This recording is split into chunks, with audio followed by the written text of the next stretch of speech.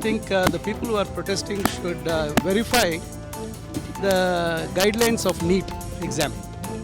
So I don't know why they're making an issue out of this.